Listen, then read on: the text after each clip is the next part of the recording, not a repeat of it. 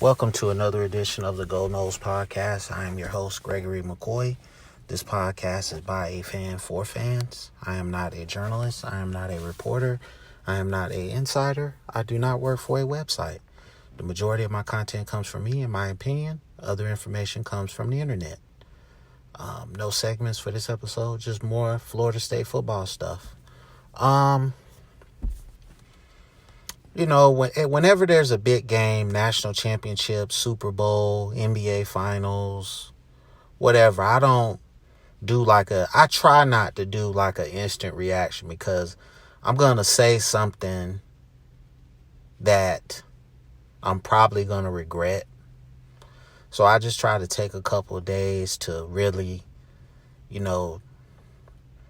get my thoughts together and just come out and say something halfway intelligent, halfway decent.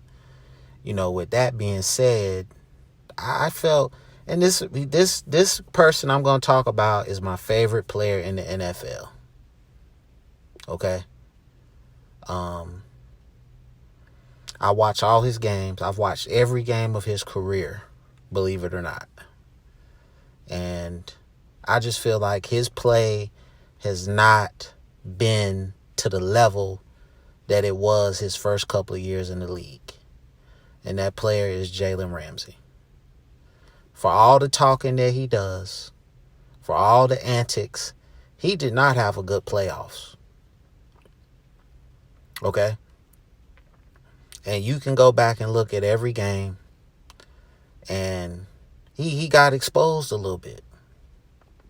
And I'm so ecstatic that he got a ring. I am. But if Cincinnati had a halfway decent offensive line on that last drive, Jamar Chase had you, dog. Okay, Debo Samuel ran you over a couple times. Okay, your boy for the Buccaneers, Cinnamon Toast Crunch. I mean, you're not living up to your standard of being the best cornerback in the league. I admire your game. I think that you are the best in the league. I think Diggs from the Cowboys might have something to say about that. I think Xavier Howard might have something to say about that. I like your boy up in Green Bay, too. I can't think of his name. I want to say he's number 23. I can't think of his name. And the crazy thing is he's from, like, my hometown. So I can't even think of his name. But Jalen Ramsey didn't have a good playoffs. And, Florida State guy, my favorite player in the league. And I'll just say it. I keep it real with when I talk about Florida State guys. I'm not gonna sit up here and have some kind of biased, closed eye approach when I critique my guys. And I just hope that going into this offseason that he can step his game up and get back to where he was. I feel like he was a better cornerback in Jacksonville. Okay, I think his play has kind of slacked off because he's got all these other defensive stars and he don't go hard like he used to. Von Miller, Aaron Donald, Leonard Floyd, just to name a few. And, I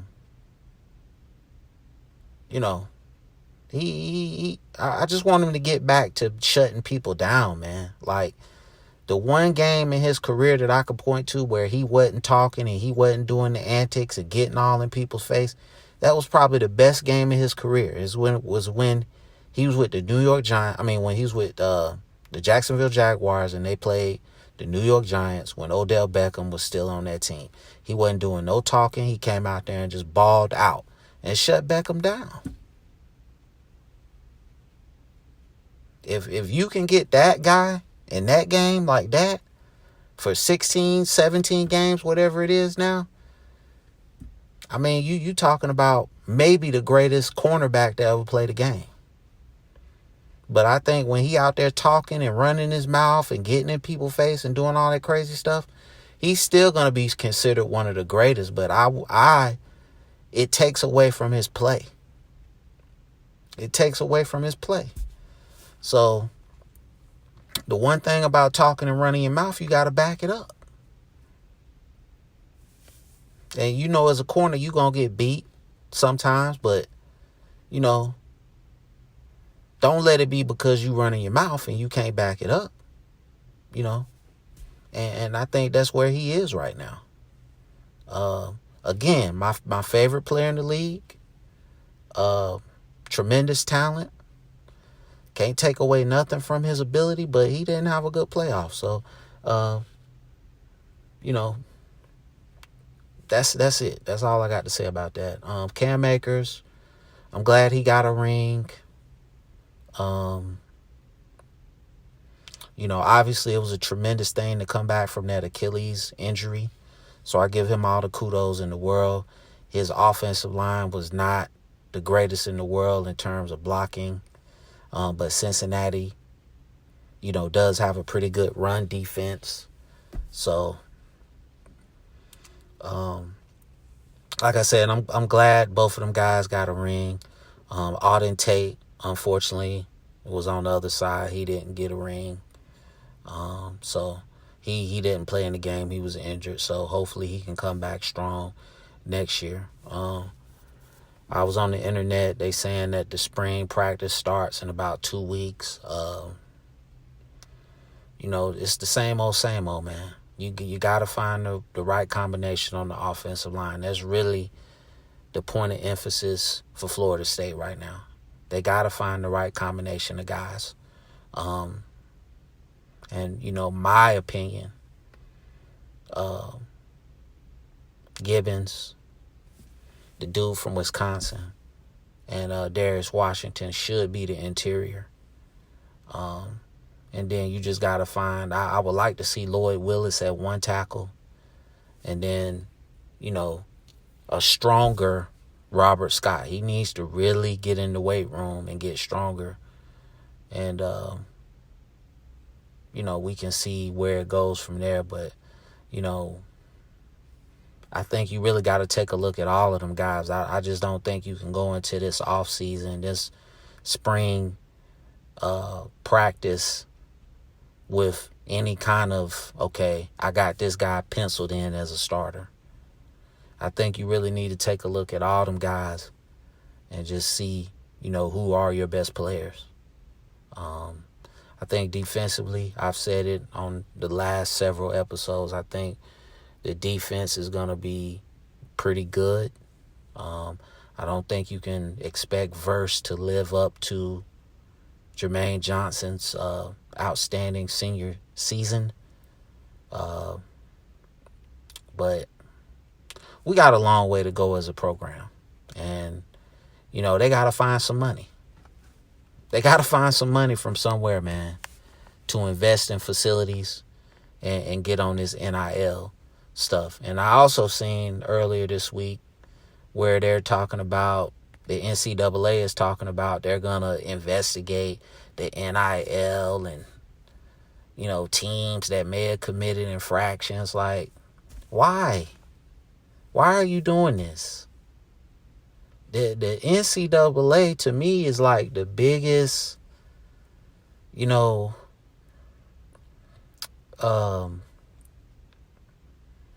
phony of all. Like, how much money does the NCAA make? Billions.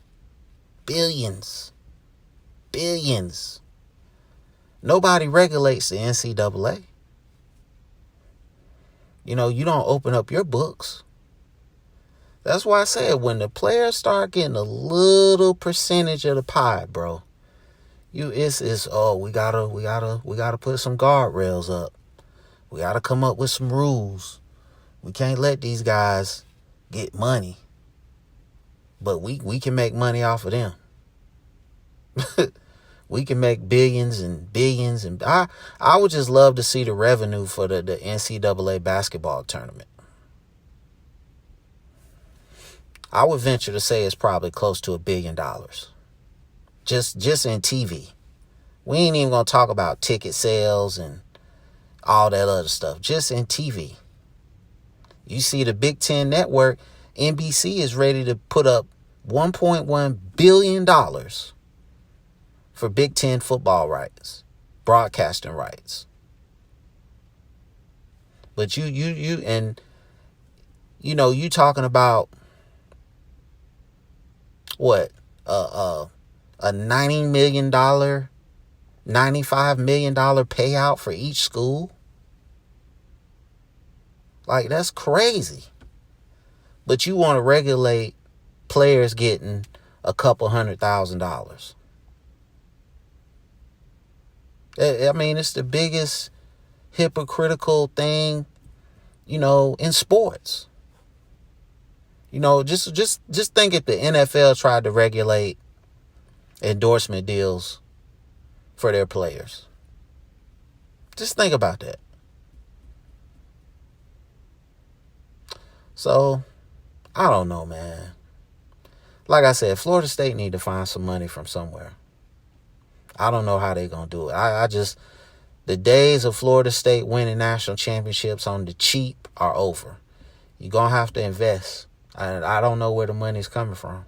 Because even some of the rich people that put money into this program, they not like Alabama or Oklahoma or not even Oklahoma State. You don't even have Boone Pickens type money.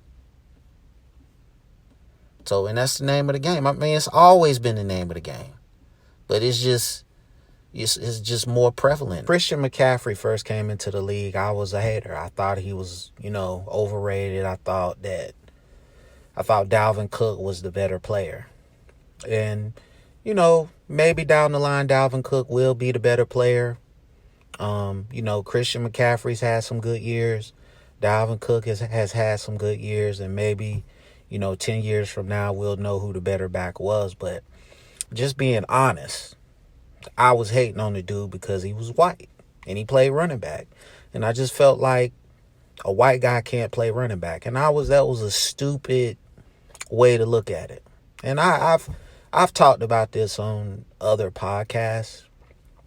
And I brought that up because me and a couple of my friends were talking about Cooper Kupp and the historic season he had. And, they were making all kinds of excuses about he had this and he had that. And I said, look, man, at the end of the day, he ran routes, he got open, he caught passes. He caught touchdowns. That's all it amounts to. It doesn't matter what color he is, man. He got open. He beat some of the best cornerbacks in the game. If you're in the NFL, you're an elite talent. Period. The NFL don't, once you make that 53-man roster, there are no scrub athletes in the NFL. Okay? There are athletes that are more talented than other athletes in the NFL, but there are no scrub athletes. And, we in sports and just really life in general, we have to get away from this racial thing, man, where we just, if you're white, you can't do something. If you're black, you can't do something. If you're Asian, you can't do something. Like, it's an age-old argument. And, this rant is going to fall on deaf ears. I don't care. But, I was on Cooper Kupp 3 years ago. I seen the route running ability. I seen the hands. I seen the separation. I seen just setting cornerbacks up. I seen it 3 years ago. You know what I'm saying? You go back and, I wish I could share some of my fantasy teams. I was taking Cooper Kupp every week 3 years ago. Christian McCaffrey. Once his rookie year, once I seen, okay, this dude is legit. But because on the East Coast, we don't get a lot of Stanford games. We don't get a lot of Pac-12 games. When USC was rolling, we would, they would put USC on every week. But, if it's not USC, they're not gonna play West Coast games on the East Coast. So, I was a hater, and I spoke from a point of ignorance. And, the conversation I was having with a couple of my friends about Cooper Kupp, they were speaking from a position of ignorance. Oh, T.O. was better. T.O. is one of the all-time greats. Look who you comparing him to. Randy Moss, Jerry Rice. Look his guy's like, his fifth year in the league? Okay, and he broke through. Okay? I mean, don't say, Matthew Stafford is an upgrade over Jared Goff, but not by much. Because, what I'm saying, Matthew Stafford will throw picks. He almost cost them the Super Bowl. He almost cost them the NFC Championship game. Okay, so, Matthew Stafford is a good quarterback. He's a good quarterback. He's not a great quarterback. He's not an elite quarterback. Okay, so let's,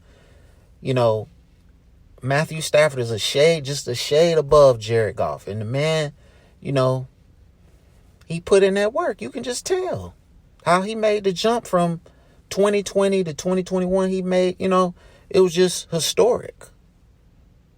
Literally, statistically. I go back even further. Matt Fryer was a beast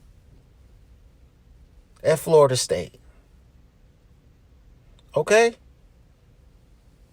know what I'm saying? Great route runner, great hands, and just tenacious on and run blocking. Okay? And I'm not here trying to defend the white receiver. Okay? But I just call it down the middle, man. You can either play or you can't. Okay? I would take Cooper Kupp on my team right now. I take Christian McCaffrey on my team right now. Okay? So, I don't know, man. But with that being said, now, I think that when the media, when a white guy has a great season, no matter the position, they do tend to hype him up a lot more than, say, a black player with those same stats. Now, you look at somebody like Aiden Hutchinson from Michigan. You're telling me that Aiden Hutchinson at Michigan is better than Jermaine. I keep calling the man Jermaine Jackson. Jermaine Johnson at Florida State. And we can just leave race out of it. Let's just look at the tape. Jermaine Johnson will be the better player in the pros. And every team that passes on Jermaine Johnson,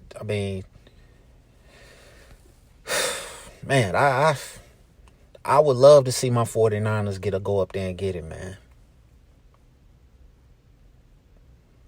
Okay? I remember a dude way back in the day, man. Andy Katzenmoyer.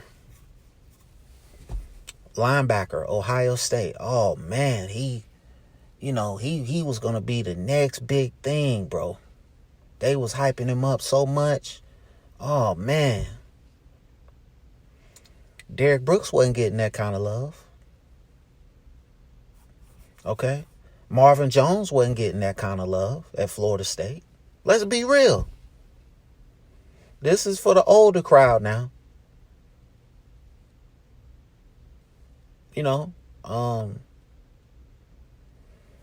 This dude Mike Mamula from Boston College way back in the day. He goes and has this phenomenal combine workout. He goes in the first round.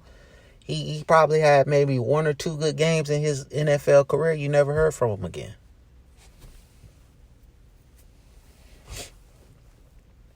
But somebody like Bart Scott, a tremendous NFL player, he got to go unsigned.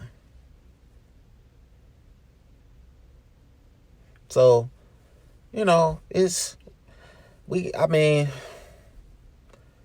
white people control the racial imbalance in this country. I don't want to put no pressure on nobody, but you do. The higher ups, not your everyday working white dude or white woman, but just the higher ups. And it's the same thing in the league. Okay? The NFL wants, I forget that the black dude's name, the billionaire, the richest billionaire black dude in the United States. They want him to buy the Denver Broncos. He's from Denver. And he doesn't want to do it. He doesn't want to be a token black guy. And I think that's all he would be. I mean, but, you know, and there's a two-way street with that, with the racial thing as far as coaching in the NFL, black coaches. When you get the job, you got to win. Okay, you can't take the job, lose, and they fire you and you in your feelings. Now, I don't know anything about the Flores situation. You know, I think it was a philosophy, in my opinion, I think it was a philosophy thing. And they fired him. But he had a winning record. And they recently brought him back into the league with the Steelers to be a defensive assistant. And I just think that was just like a PR move. And I don't know, man. Sports is a microcosm of life. And we got a long way to go in this country. And I hate to hit y'all with the racial thing on this podcast, but it was just something that I wanted to talk about. I just think that when it comes to sports, we should just stick to the play on the field and leave race out of it. Okay? Cooper Kupp had a great season. Regardless. I mean, he could just go out there and just be blank in terms of skin color. And he had a phenomenal season. Christian McCaffrey, phenomenal talent. Okay? And I just wish and hope, just in sports. I know it's impossible in life, but I would just hope in sports from every level that we can just get away from race and you just hire the best guy for the job in coaching. Okay? Wishful thinking. I know it ain't gonna happen, but we'll see. Thank you for listening. I appreciate your support. Podcast available on YouTube, all podcast platforms. Again, thank you for listening. Go Noles.